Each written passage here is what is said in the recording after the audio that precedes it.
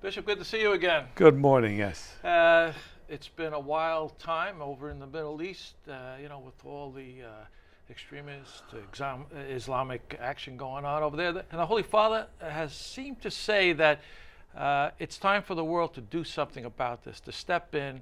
And is he supporting the bombings that the United States is?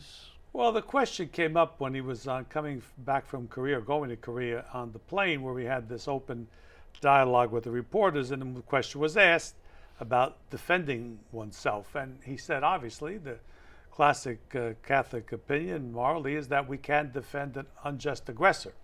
And clearly, these people there, the ISIS, are unjust aggressors. There's no reason for what they're doing, so you can defend yourself. They didn't say go to war, didn't say bomb. He says you could defend yourself. So how do we defend people?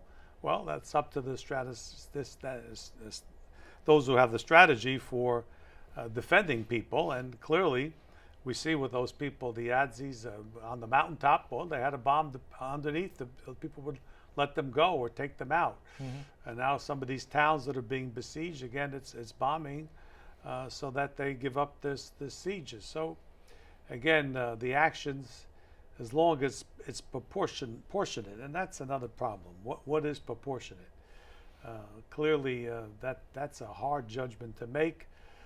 For example, in the case of Israel and the Arabs there, and is it proportionate? Truly, you see people being aggressors. They're sending up missiles into populated area in Israel. To defend themselves, they're shooting them down, and now they're retaliating. Mm-hmm. Is there a proportionality? It's a hard judgment to make. It's very difficult.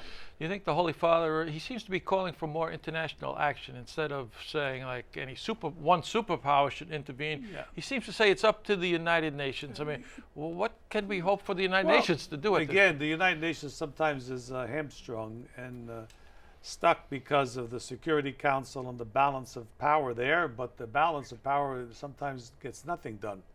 So again, the United Nations, after the Second World War, was brought about to be a place where peace could be found, where nations would come together, resolve their differences in a peaceful manner. It has not been that successful. We know that because nations want to avoid that, and our own country has not been the best supporter of the United Nations in some times.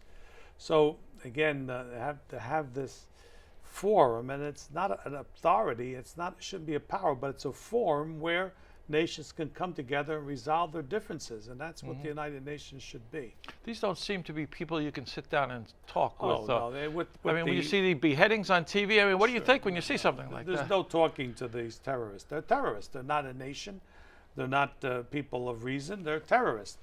They use unjust means to achieve their ends. So there's no way you can deal with them unless they come to the table, which doesn't seem like very possible. Do you take serious the threat that they're going to be in Britain next month and in the United States 2 months from now? Well, I mean, obviously they would love to be. How, if it's going to happen or not, is something else. But they're clearly want to threaten us. We can't forget 9/11. We didn't think that was going to happen, and it did. So we have to be always on our guard. One of the good things lately has been that there are a number of American Muslim groups, even international Muslim groups, speaking out against these extreme Islamic groups. What do you hear locally?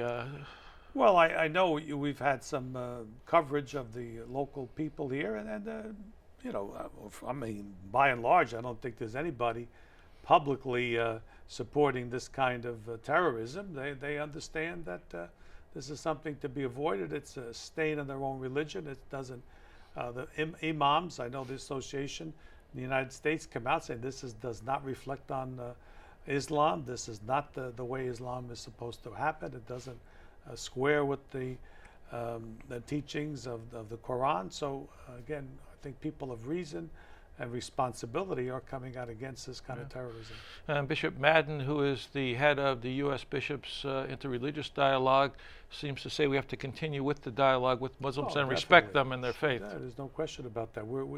It's a question of political Islam and religious Islam. They really are distinct, although many ways, Islam is political.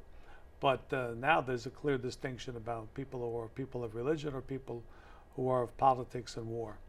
Thank you, Bishop.